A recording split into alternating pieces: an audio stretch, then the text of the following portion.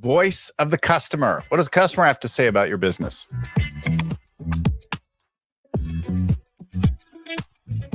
A lot of problems could be fixed if we actually just knew what the customer was thinking about us and our business, about their world, about their problems. Hey, everybody. My name is Bill Gallagher, scaling coach and host of this Scaling Up Business podcast. Our show comes to you every week with something to do with growing your business, how to grow it, how to get the people right, dialing in the strategy, executing better, the cash model, and your leadership. You'll find one of our many 500 plus back catalog of shows at scalingcoach.com or wherever you're getting this right now, LinkedIn, Spotify, Apple Podcasts, YouTube's, whatever. We like to be everywhere. So like, subscribe, turn on your notifications wherever you are and get them in your thing. Or go to scalingcoach.com where you can find about our programs, our workshops, things like that. I just did a workshop this week with Vern. We did a master class. We had hundreds of people in. Super cool. All the things with scaling up. All that kind of stuff you'll find at our website, scalingcoach.com. So I'm joined now by Mark Allen Roberts. I love the three first names, right? Unfortunately, the world's most famous streaker is named Mark Roberts. So in no way does that help me. I got to distinguish a little bit. My mother is very happy that I'm using my middle name. Yes. Right. So listen, for our audience, he's also a scaling up coach in our world. His website is No Smoke and Mirrors, which I love, like plain speaking, real value, good stuff. And he's particularly passionate about this voice of the customer. He spoke about it at one of our past Scaling Up Summits. And I thought it'd be great to go a little deeper, have him share some of those stories here with this audience. So welcome to the show, Mark. Oh, thanks for having me. And again, I enjoyed your sharing at the conference as well. Thanks. So in your world, we're talking about voice of the customer, right? That really means looking at, talking with, understanding your customer. And we're going to get into all that.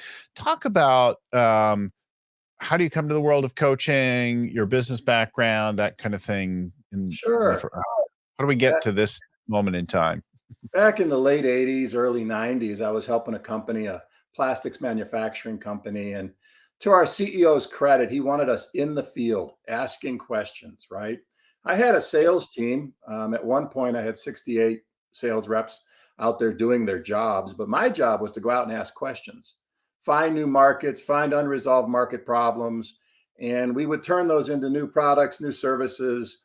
And that little company went from under 10 million when I started, and we sold it for 300 million. So once you've done that, it's in your blood. I can't stop it. It's like I'm on vacation on a cruise and my wife says, stop it. You're interviewing that guy. He's just somebody at our table. But everybody has challenges, right? And unfortunately, most salespeople do what I call pitch slapping, right? They assume you have a problem. They go out and they start pitching you. Now, the approach should be ask really good questions. Try to have like some worthy intent and actually care about the other person and help them solve their problem. It's funny how, I think so much is solved actually with one simple word. Maybe that's the book I should write. Curiosity. Yes. Well, curiosity. It certainly saved me. Top performing salespeople have a natural curiosity. Yeah. So, after you grew that, you did that. How long have you been coaching? Oh, since 2000, when we sold that business, I immediately hung up my shingle and said, if I could do that for one company, I could do it for several. And like a lot of coaching mistakes, every time I would start helping another company, they're like, tell you what, we want you full time. So then I would go work for them full time, and then I'd get their system up and running. And 5 to 6 years, I'd move on to the next company. And but right after the plastics company, I jumped right into another company that needed to scale in Scottsdale, Arizona.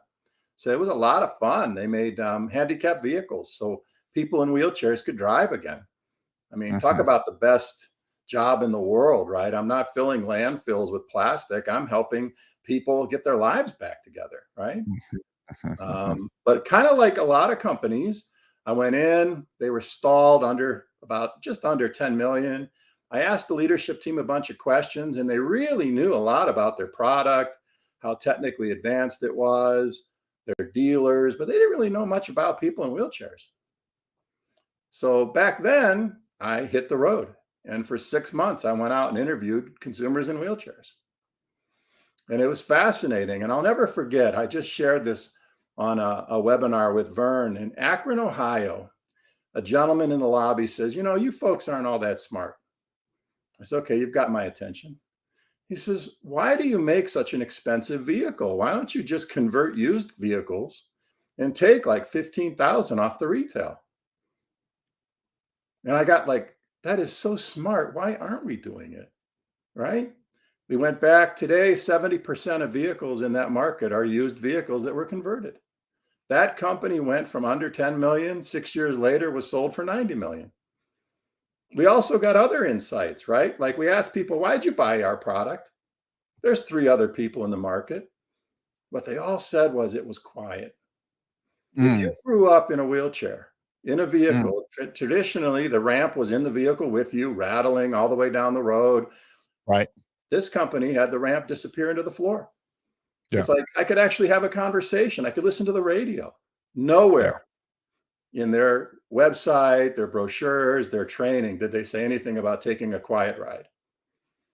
So we That's, started Take a Quiet Ride campaign. yeah. I couldn't have You come know, up with that.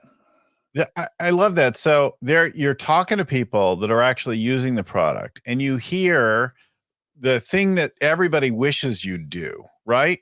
And that actually becomes a really important part of the business. And then you hear who you actually are for them and what they value. And it's not something you even talk about. And that becomes an important message. So often we're like, okay, well, we're going to come up with, these are our brand promises and this is the business we're in. Be like, and although you might be in the ballpark, you'll say them and talk about them, write about them in ways that are just not credible with the customer. They're not the way the customer would talk about them, or not necessarily the things that they actually value. No, we came to you because of this, and we don't really like that about you. And Well, I even had one of their customers tell me, and it kind of disturbed me. It was a young lady. She says, "From what I gather, you think people in wheelchairs are pretty ugly." I'm like, ooh, "What?" She says, "Look at all your ads. Everybody in a wheelchair isn't a wheelchair bound person. We don't have scuffs on the bottom of our shoes. We don't have muscle tone in our legs. You're using models. Are you saying that our community is ugly?" From that day, we started using real people in wheelchairs, and it made a well, huge difference. We didn't even think, I didn't think of we were trying to have a really good ad shot with a really nice visual image. And you know what? We really appreciate the customers holding us accountable. that's a really great insight. Yeah. Not like it subtle things like that didn't even occur to you. We've had on Brian Smith in the past talking about founding the UGG shoe company, right? UGG Mhm. boots. And he's like, yeah, in the beginning we did these ads and then we went and talked to surfers and they're like, those are ridiculous. So you have stupid models. They don't know anything about surfing. They're like fake. And like he's like, oh, we're like, oh my God. We got it Well, and wrong. I've made it part of the process. My book launched in June. I called it Driving Explosive Growth. And the first thing we need to do is understand your current state. Mhm, And we do that by interviewing your customers. There's all mhm, kinds of versions of truth going on in your company. You and I mhm. both know when we talk to the CEO, they have a version of truth, right? We talk to the senior management team, they have a version of truth. Mid-level managers, frontline workers, but I can get my most insights talking to your customers. Like all perspectives are valuable, right? Like Yes. they're all possible ways and places of looking at the world and assessing things. And yet, as a business, among the most important is the customers, right? Like you can't get their perspective wrong and Well, stay in business. I was helping a training company out of Scottsdale called Pragmatic Marketing, and they actually made a coffee cup, and they Mm, sold them because they were so popular. The coffee cup says your opinion, although interesting, is irrelevant. Other words, yeah, everybody in your business has an opinion, but until you validate that in the marketplace that people value it. right. It's not necessarily that compelling or interesting or whatever. Yeah. There's a favorite old story, and like ancient, many thousands of years old story about the blind men and the elephant. And not a lot of folks in North America know this story, or even Western Europe, but blind men are taken to see, quote unquote, an elephant for the first time, and they all lay their hands on a different part of the elephant, describing it differently, each of them, because they touch the tusk, the trunk, the legs, the ears, like different parts, and they're all 100% correct, and yet they're all completely different. And in some tellings of the story, they get so angry with each other for being wrong that they come to blows. They fight about it, right? And wars are literally fought this way because I see the world differently, especially around belief, but worldview and lots of things like that, right? And it's remarkable, like how we do that, and yet we don't realize. Yeah, you're actually right, but so are they. Well, and a lot of the people I help are family run businesses, traditionally manufacturers or service businesses, and their version of truth is often dated. It's dated from Mhm, what their father might mhm, have taught them, their mhm, grandfather, mhm. maybe when they were in the field selling. But It was you know true at what? a point in time. Think of how much your business has changed since the pandemic. Why would we assume our customers' businesses haven't changed? Yeah, yeah. They're all changing all the time, right? Like it's all shifting. We leaned into the pandemic, we did really well, and our clients did really well. And then the next year, like things started to shift again. And I feel like even now we're still settling through different periods, trying to figure out who the hell we are in the world. And we've got these global conflicts going on, and like it, the whole landscape continues to change and evolve. Well, luckily, we've had a number of clients want voice of customer right now as they Yeah. get into 2024. And no matter what industry, whether it's metals, I have a client that does robotic welding, I have people in the building and supply industry. We're kind of hearing the same thing as we interview their buyers. Look, we were crazy busy. If you had it, we were buying it during the pandemic. Mm-hmm. If we wanted 7,500, we ordered 10,000, assuming you wouldn't ship it.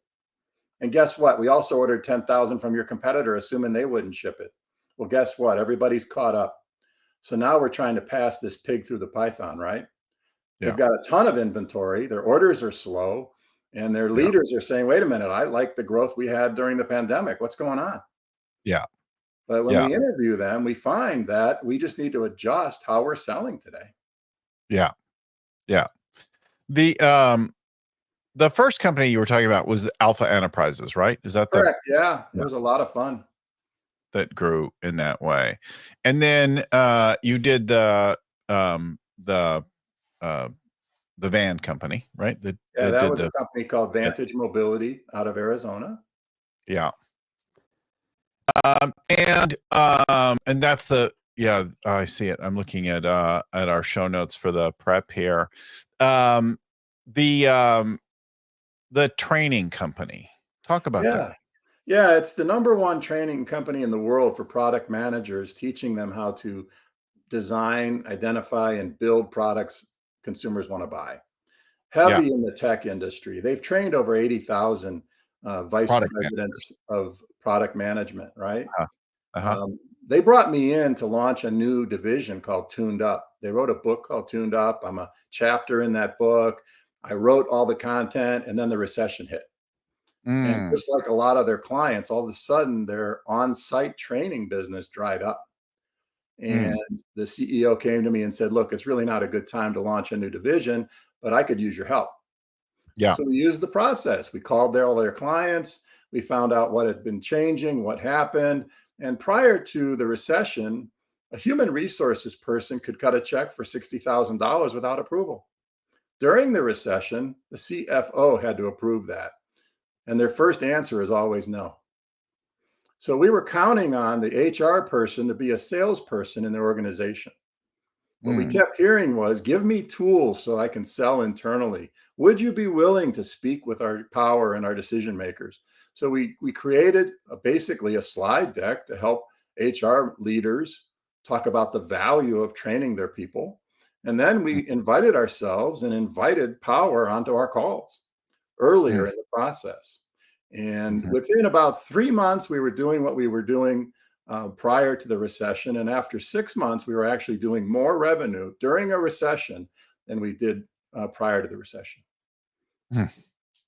You know, it seems like the insights, it seems so obvious and easy. And yet, time and again, when we come to this with clients, as we're coaching, I find a lot of them are like, yeah, I just want to do this right now. And we'll do that research later. And Yep. I'm like, you could get this done. I mean, there are obviously layers and levels of voice of customer work that you could do. You could call a few this week and get some insights. You could send out an email. You could do a survey. You could visit them. I mean, there's many ways to get their perspective on things, but taking the time to actually go hear what they have to say about their world, their situation, their problem, their needs, your company, your products and services, your competition, that's gold.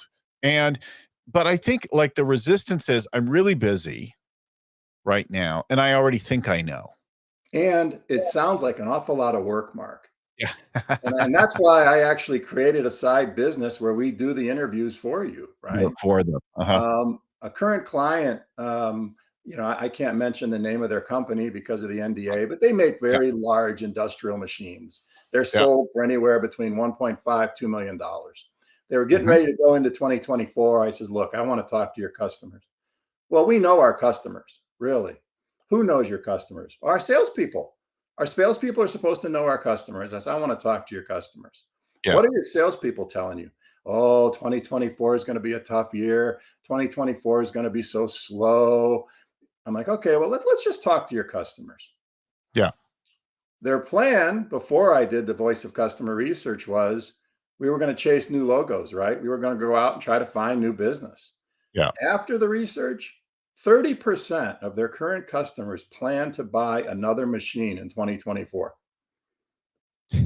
I helped them with their strategic plan, and nowhere on their plan did they have calling our existing accounts. And it gets even better. Not only do we call your current customers, we talk to your inactive customers, people that bought but haven't bought in a while, people that you quoted and did not win, right? 40%, 40, of the people they quoted in 2024 that they assumed bought a machine from a competitor had done nothing, and they plan to buy one in 2024. It totally shifted how The we're whole going way. to go to market. Yeah. Yeah. But that's a real example that we're working on right now. We're working on their one-page plan. Our entire go-to-market strategy shifted after the research that we did. That's fascinating. And in our past business, for me, we came out of the 2008-9 recession and started to have some breakout products that were doing really well. And we saw an opportunity to update our brand and to continue to do these new products and expand in new stores. But we were like, well, we need to understand better in their world, like who we are for them.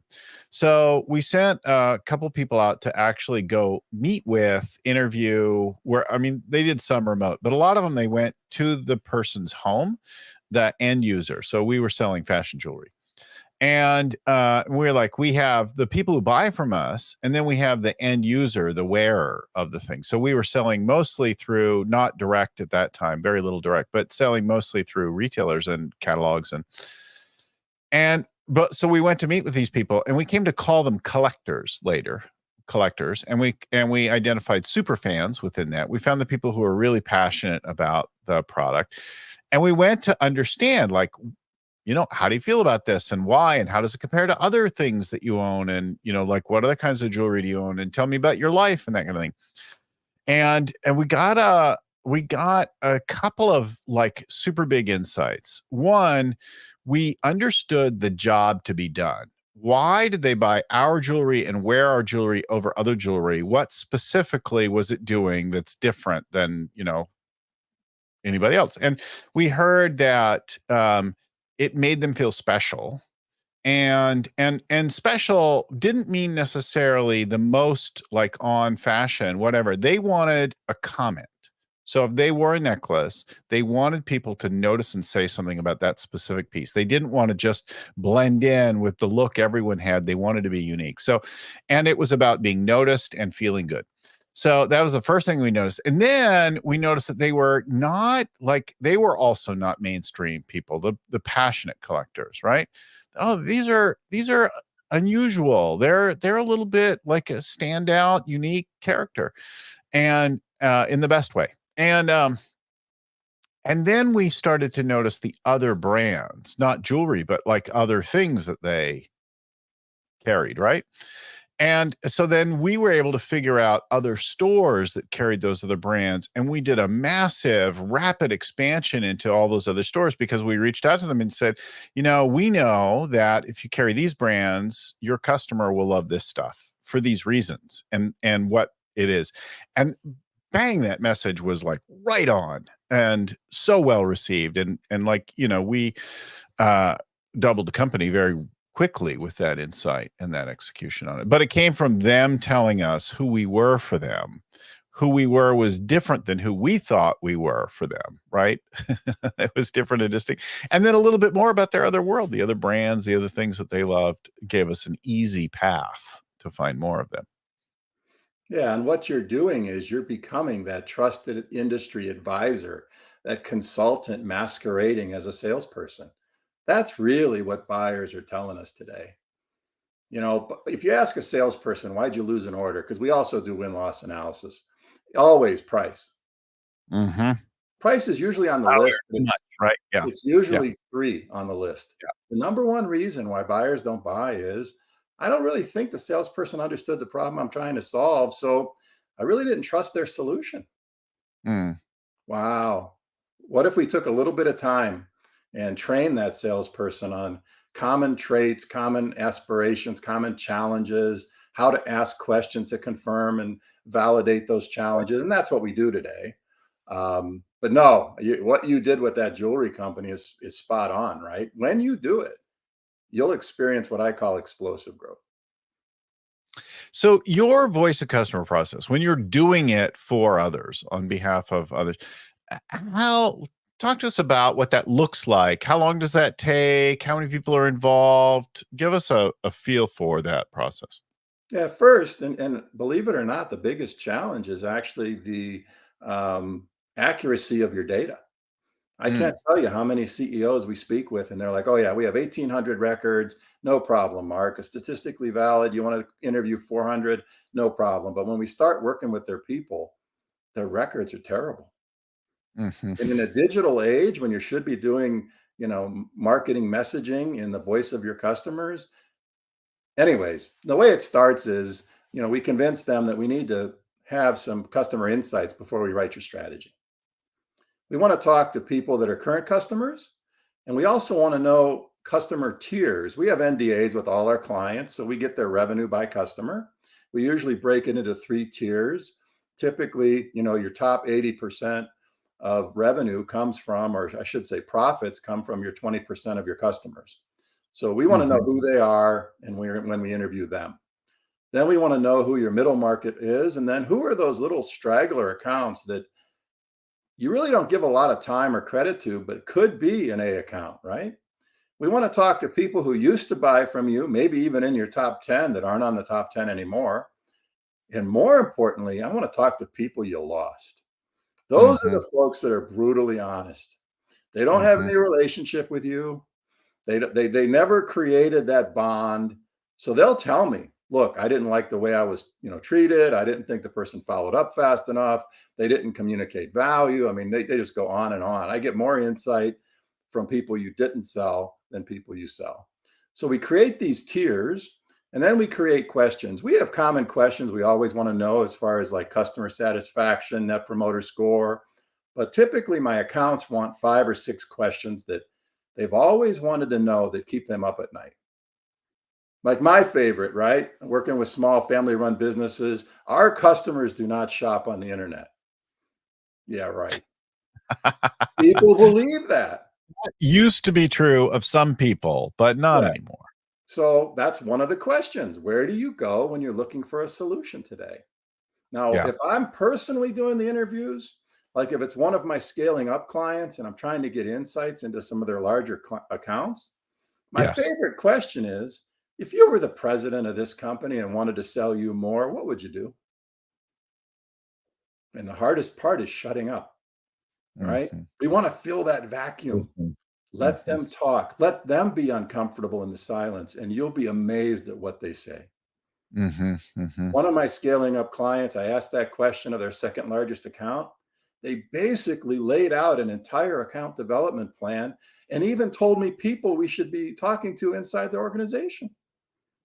And then he became a champion. He's like, well, if you want to do this, I'll help you. I believe in your product. I believe in your service. I'll help you. Right. Mhm. Mhm. So the way the process starts is we write your questions, you approve the questions, you give us the list, we approve the list, we test it in our software.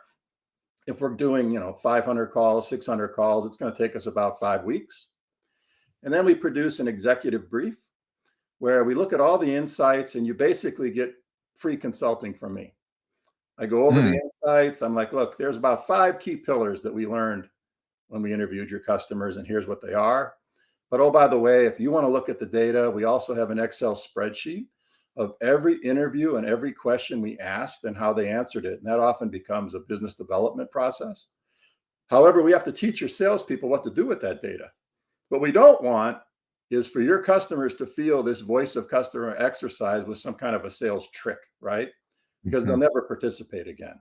Mhm. So Yeah. often we You train, can't go back and say, "Hey, you asked for XYZ. Here we go." hey, I see you I'm said that I fine. didn't call you quick enough, or don't Right. do that, Right. right? Yeah.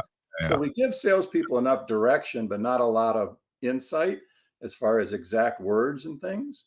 But Mhm. these following customers said they would like to learn more. Please call them, and we give Mhm. them questions that would actually create a conversation around the topic. Mhm. Um, and then we ask, how would you like us to help you more? It's not unusual to find that what customers value most is never even stated in the customer's value proposition. So we might do a value proposition workshop and help them write a value proposition that resonates with the people we interviewed. There's all kinds of things that can come out of this. Mhm. Um, so, what's the time frame that this takes place in? Yeah, it's usually if it's going to be 200, we did like 1,200 interviews. It takes about 5 weeks. As Mhm. you can imagine, people are more difficult to get a hold of than ever before. So one of the processes that we implemented is we want your team to not be afraid of the results. So we Mhm. encourage them, once we have the list, they send an email to everybody saying, look, we've hired OTB Solutions because we want to improve. We want to give you better service. Please participate if they call. If they Mhm. send that email out, we have a very high participation rate. If for Mhm. whatever reason they don't execute, we might have to call somebody 11 times before we can have an interview. Yeah. Yeah. Yeah.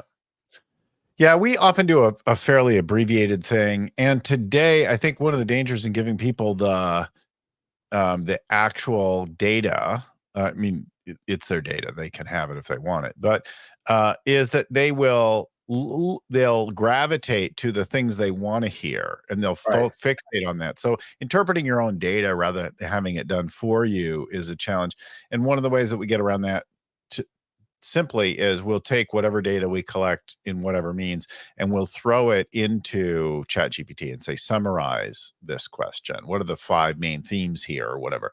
And you can get really fast. It's not super accurate, but you can drop in survey data and ask it to summarize, especially qualitative type questions, right? Yeah. And again, I've yet to meet one of the customers that didn't want to be served better.